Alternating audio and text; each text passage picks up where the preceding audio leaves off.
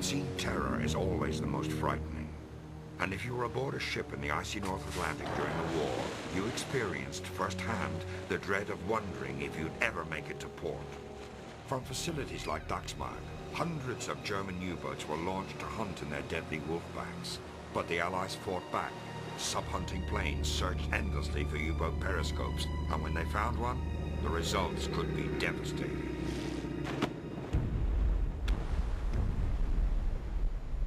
Regardless of which side you fought on, this would be a horrible way to die.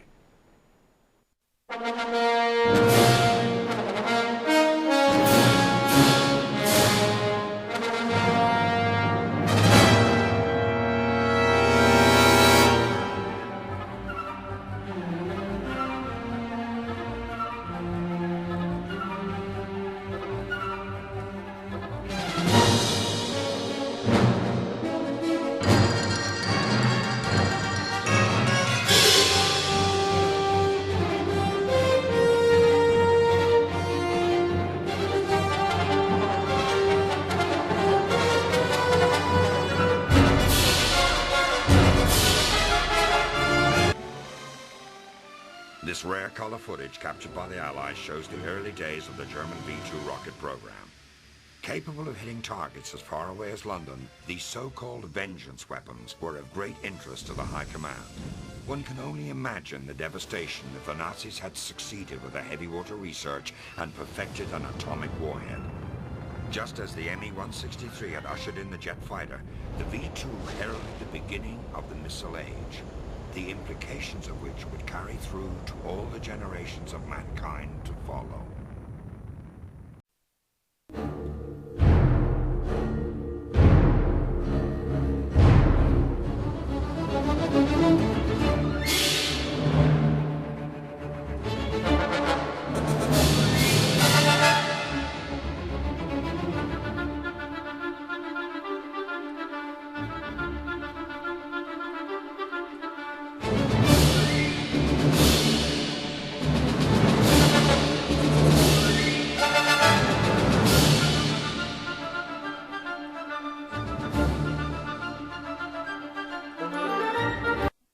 Violation of the Treaty of Versailles, Germany spent the 1930s rebuilding their military into a massive fighting force that Hitler planned to use in his conquest of Europe.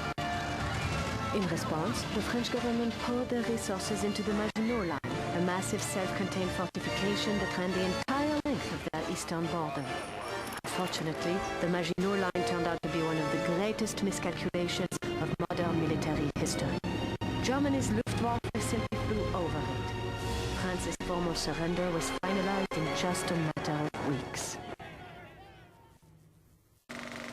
Along with tanks and artillery, a key ingredient of the 1939 Blitzkrieg was the Stuka dive bomber. Its powerful cannons could rip through any piece of armor, and the Stuka's telltale whistle as it dove towards its target became as powerful a psychological weapon as any of its explosive bombs.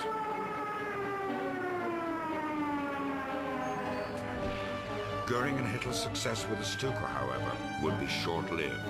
The Allied air forces would soon gain superiority of the skies.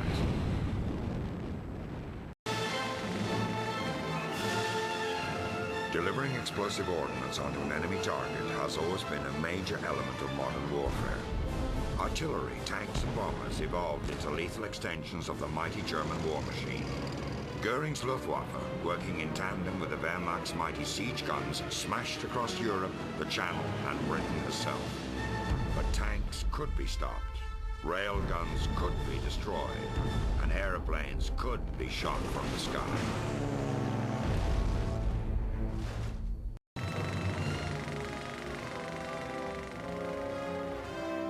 General Eisenhower informs me that the forces of Germany have surrendered to the United Nations. The flags of freedom fly all over Europe.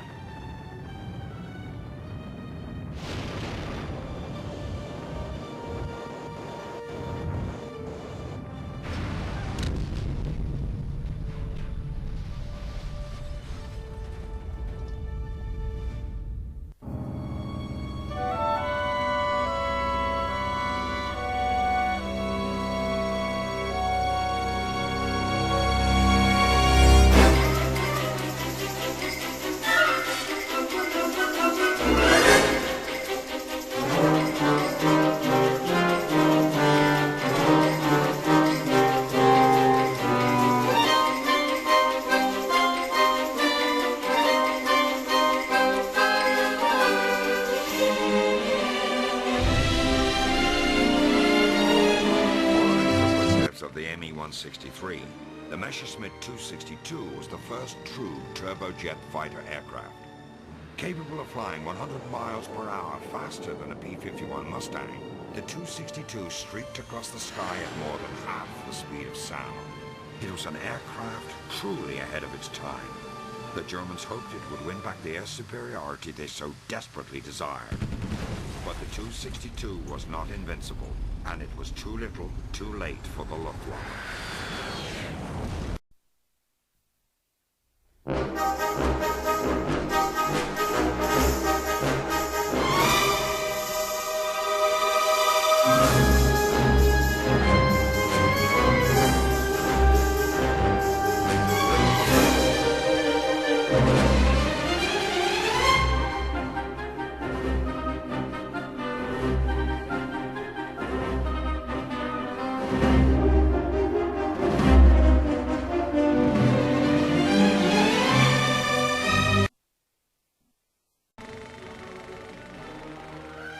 This operation is being planned as a success.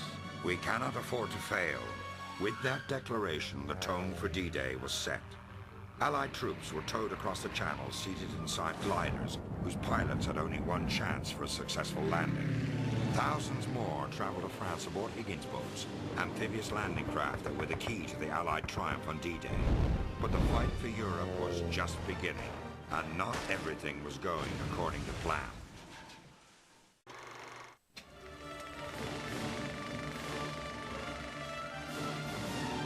The Nazis poured countless man-hours and Reichsmarks into their various secret weapons programs, especially in the area of jet propulsion.